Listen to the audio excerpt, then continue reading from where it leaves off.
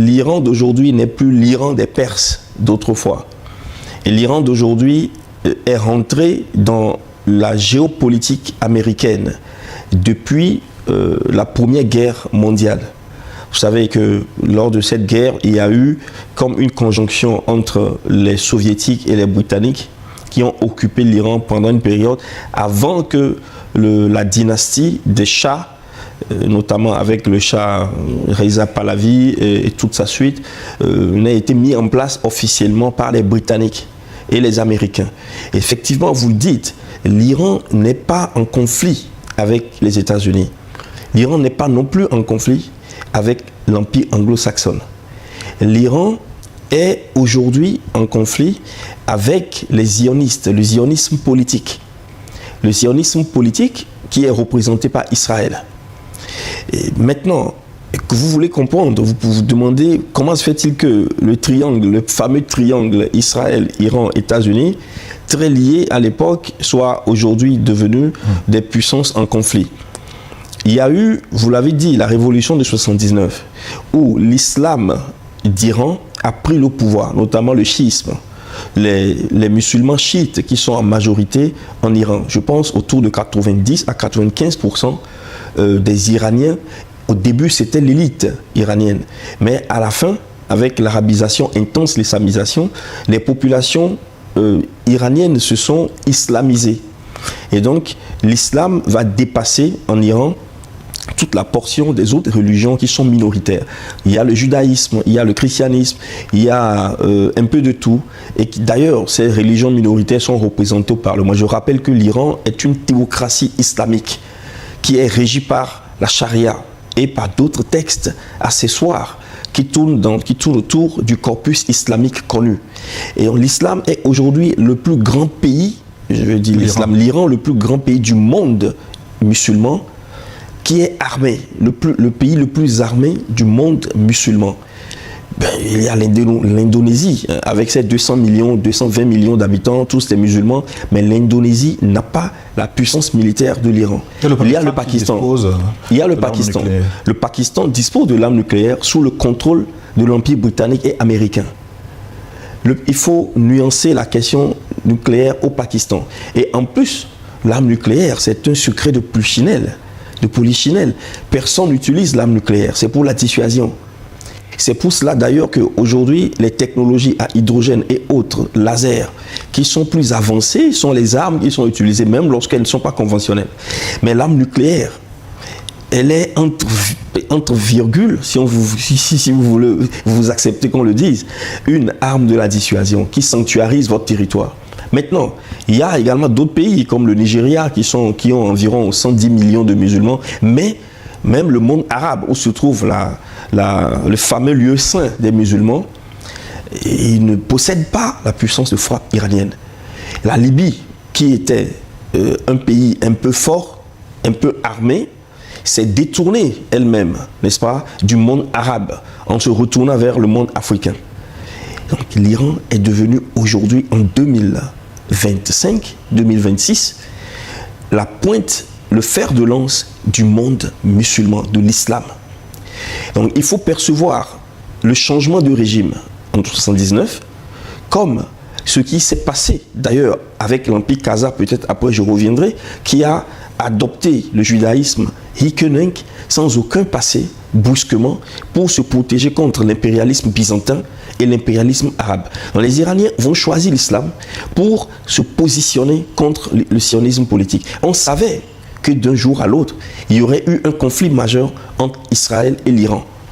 Et les États-Unis sont la patrie mère d'Israël.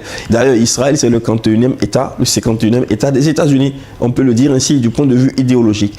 Et les États-Unis et l'Israël donc rentrent en conflit. Les États-Unis n'ont pas le choix. Il y a Marco Rubio qui disait, il y a de cela quelques jours, que en fait, les Américains ne veulent pas rentrer en guerre contre l'Iran et ne seraient pas en guerre contre l'Iran. Ce qui est très surprenant. Mais sachant que Israël allait frapper et considérant tous les intérêts américains dans la péninsule arabique, dans le Moyen-Orient, les États-Unis étaient obligés d'accompagner l'Iran. D'accompagner Israël. Et surtout pour protéger les pays du Golfe avec lesquels les Américains ont des accords de défense contre l'histoire des pétrodollars. Voilà comment les Américains expliquent leur proximité avec Israël. Donc il faut considérer que c'est Israël et l'Iran qui sont en conflit. Pourquoi ce conflit? Où ce conflit finira-t-il? Quel est l'objectif stratégique derrière le conflit? Peut-être on y reviendra, parce que ça ressemble à la première guerre dite mondiale, à la deuxième guerre dite mondiale, dont on avait eu l'impression que l'objectif était, d'une part, de mettre au pas le Second Reich, l'Empire austro-hongrois, et d'autre part, d'arrêter le nazisme. Mais on découvre qu'il y a d'autres objectifs stratégiques derrière ces guerres. Donc, la deuxième guerre, son objectif stratégique, c'était l'installation du pays Israël au cœur de la Palestine. La première guerre a été lancée pour déconstruire 3 empires centraux.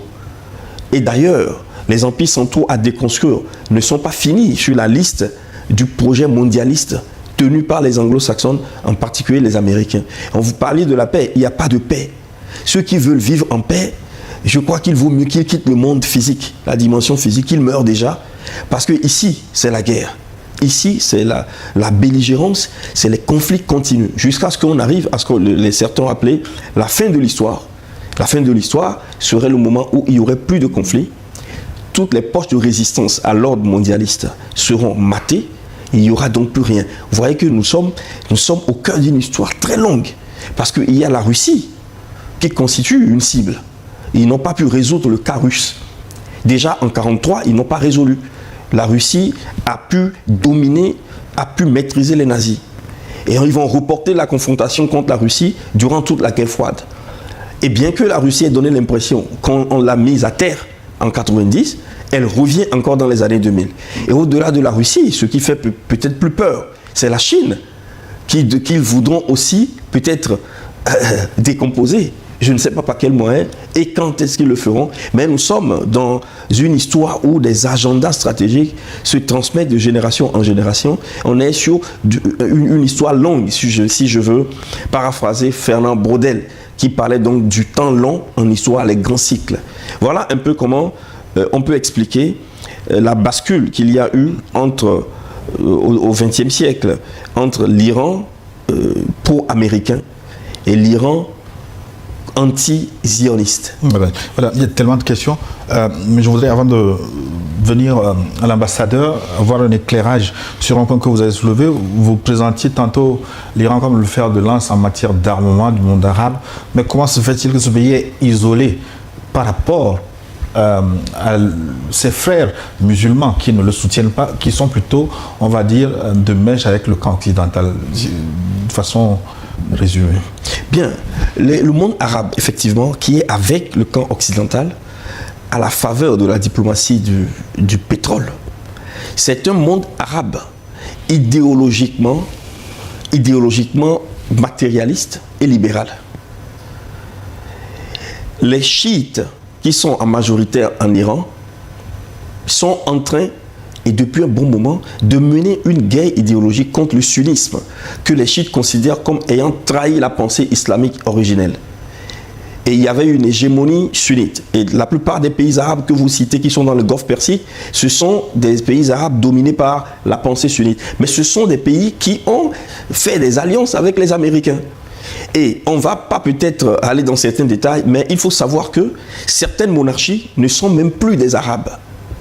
Ne sont plus des monarchies arabes. Par la technique de substitution des monarques. Il y a une technique dans le travail des services secrets, la technique des sosies développée par les Russes, ce qui leur a permis d'échapper à la décapitation des tsars. Cette technique a continué. Il y a même des doutes sur l'authenticité de la monarchie marocaine. Donc vous avez des rois comme ça, qui sont des sultans, qui paraissent des musulmans, mais qui ne le sont pas, qui sont en fait des infiltrés du sionisme et qui contrôlent des nations arabes. Donc le phénomène du Moyen-Orient aujourd'hui, c'est d'ailleurs pour ça que Kadhafi, à un moment donné, moi j'étais à Tripoli, quand Kadhafi disait que le monde arabe n'est qu'un jouet d'enfants. Et on ne peut rien construire avec le monde arabe d'aujourd'hui. Le monde arabe a été infiltré depuis longtemps. Et c'est pour cela qu'il voulait se retourner vers l'Afrique et faire de l'Afrique une plateforme de résistance. Il n'y a plus rien dans le monde arabe.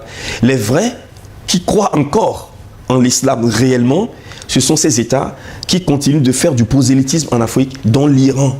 et quelques rares États arabes. Le Qatar, n'en parlons pas. Eux, on dirait même qu'ils ont un concordat avec les Américains, semblable au concordat qu'on a eu par le passé entre l'Europe chrétienne, dominée par la papauté, et le monde arabe qui venait ponctionner, faire des razzias en Afrique. Et alors, quand vous prenez, vous analysez tous ces pays du Golfe, vous dites, mais attention. Et c'est là où nous avons crainte pour l'Afrique.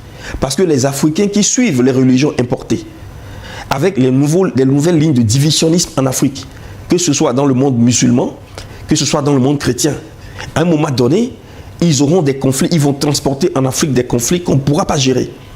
Et alors, vous voyez bien, vous analysez une crise du point de vue de la stratégie ordinaire, c'est-à-dire des questions de guerre, de polémologie, vous découvrez que derrière, il y a des enjeux de religion et de civilisation. Et vous estimez carrément, dans le monde musulman, il y a des dirigeants génétiquement modifiés. Ben, nous sommes sur un plateau de télé. Non, entre griffes. Ben, il y a l'ancien ministre de l'économie et des finances de l'Italie qui a dit un journaliste lui a demandé s'il croit en l'existence des Illuminati. Et il dit que les Illuminati existent, l'interview existe. C'est un ministre des Affaires de l'économie et des finances. Et il dit qu'il n'y a pas non que des Illuminati, il y a aussi des hybrides. C'est-à-dire que sur la Terre, il n'y a pas que des humanoïdes. Il y a des personnes qui ressemblent à des humains, mais qui ne sont pas des humains. Et ils ont un projet. Et c'est ce projet qui est transversal, qui parcourt les civilisations. Et c'est ce projet auquel les humains doivent faire attention. Voyez, et lorsque vous parliez tout à l'heure de la diffusion de certaines comptes-valeurs, qui ne sont pas des valeurs, par exemple, africaines, mais qui sont diffusées partout. Et on se pose des questions. Où ira l'Afrique si elle continue d'être poreuse à tous les vents du monde? Et quand est-ce que l'Afrique construira son identité propre? Du point de vue théologique, d'abord, la pensée de Dieu, puisque ici, l'enjeu, c'est l'enjeu de Dieu. Vous le verrez peut-être plus tard. Et c'est un enjeu qui n'a d'ailleurs pas été résolu en théologie dogmatique. On se demande encore, tous ceux qui suivent, par exemple, les Romains et ceux qui suivent les Romains, dans le christianisme romain, qui sont africains. Il y a ceux qui suivent les musulmans, qu'ils soient sunnites, aujourd'hui avec le sunnisme ballottant, les chiites au Sénégal, au Kenya. Vous vous dites, mais l'Afrique a d'abord ces lignes de divisionnisme que nous devons affronter. Et nous importons des divisionnismes étrangers. Et en faisant ainsi, on se livre en tant que territoire aux batailles qui ne nous appartiennent pas.